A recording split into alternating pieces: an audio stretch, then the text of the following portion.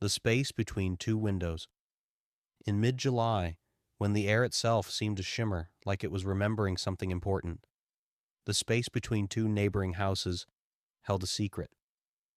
It wasn't a large space, just a narrow strip of grass, a crooked apple tree that leaned more toward one house than the other, and a wooden fence that had been painted white so many times it no longer remembered its original color.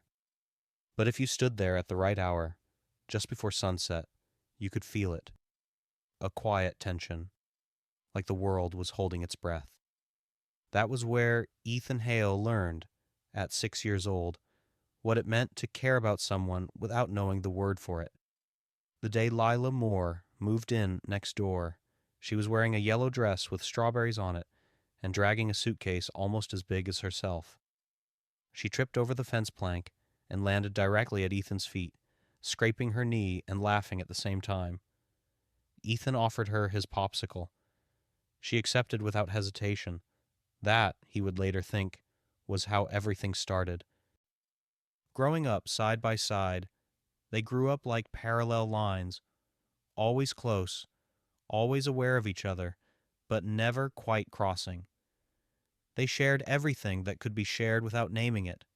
Secret forts made of blankets, whispered fears during thunderstorms, favorite books hidden under pillows. They both hated mushrooms and loved cinnamon rolls. They argued about which constellation was the best, then fell asleep on the roof, counting shooting stars, until their parents yelled at them to come inside. And sometimes, though neither of them ever spoke about it, strange things happened when they were together. When they were 8, the fireflies gathered unnaturally thick around them, glowing brighter when they laughed. When they were 12, they once wished for rain during a heat wave, and 10 minutes later the sky cracked open. When they were 16, Ethan cut his hand on a broken bottle, and Lila held it, and the bleeding stopped faster than it should have. They never questioned it. It was just them. By the time Ethan was 20 and Lila was 19, summer had come again, heavy and golden. The kind of summer that smelled like cut grass and hot asphalt, that made memories, whether you wanted them or not. And Ethan was hopelessly, painfully in love.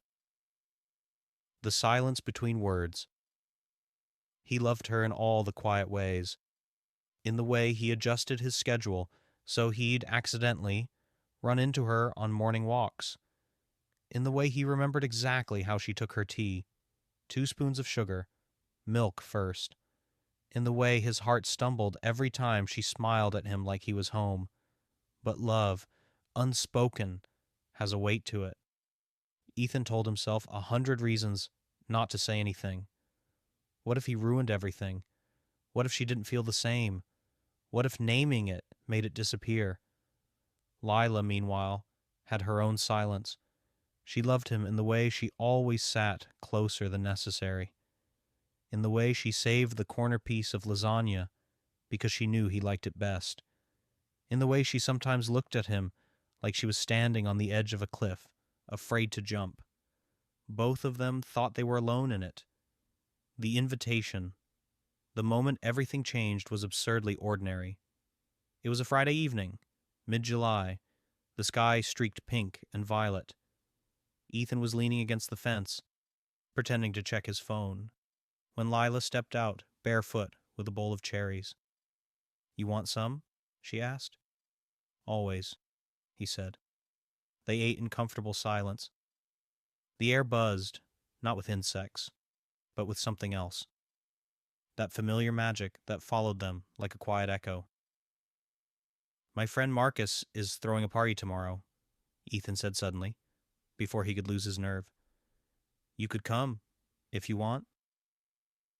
Lila froze for half a second. Then she smiled. "I'd like that."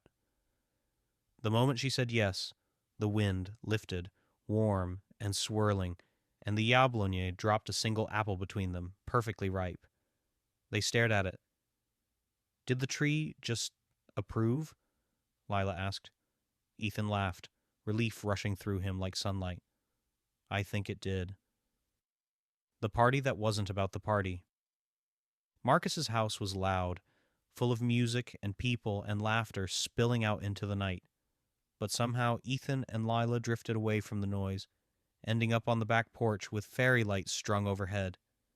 They talked, really talked, about dreams they'd never told anyone, about how strange it felt to grow up and still feel like the same scared kid sometimes, about all the little coincidences they'd noticed over the years. You know, Lila said, twirling her cup, I always thought it was weird that my favorite constellation is Orion. Ethan blinked. That's mine too. And cinnamon rolls are better than chocolate cake, he finished. They stared at each other, then burst out laughing. As they laughed, the lights above them flickered brighter. The music from inside faded until it sounded like it was coming from very far away. The world, gently, made space for them. The truth at last, they ended up in the quiet spare room upstairs, the window open to the summer night. Fireflies floated outside like living stars. Ethan's heart was pounding. The words pressed against his chest, begging to be freed. I've been meaning to tell you something, he said. Lila swallowed. Me too. Silence stretched, but this time it wasn't heavy. It was expectant. I think, Ethan said, voice shaking, that I've loved you since I was 6 years old, and I was just too afraid to say it. Lila's eyes filled with tears, glowing softly in the firefly light. I thought I was the only one, she whispered. I loved you then. I love you now. I was just waiting for the universe, or you, to be brave first. At that moment, the fireflies surged, filling the room with golden light. The air hummed like a held note finally released. They leaned in, and the door burst open. Ruined perfectly. Hey! Marcus shouted. Why is my house glowing? The magic shattered like glass. The light snapped back to normal. The music rushed in. Ethan and Lila jumped apart, laughing, breathless. Run, Lila said. They ran. Down the stairs, past confused guests, out into the warm night, hands finding each other without thinking. As they burst into the street, the stars overhead seemed brighter, closer, like they were cheering. The space between two windows, again. They stopped between their houses under the apple tree, their childhood ground, their beginning. Ethan squeezed her hand. I'm really glad I invited you. Lila smiled. I'm really glad you finally said something. The apple tree rustled, dropping another apple at their feet. This time, they didn't question it. Some magic, they understood, only works when you speak. And in the space between two windows, under a mid-July sky, two parallel lines finally crossed,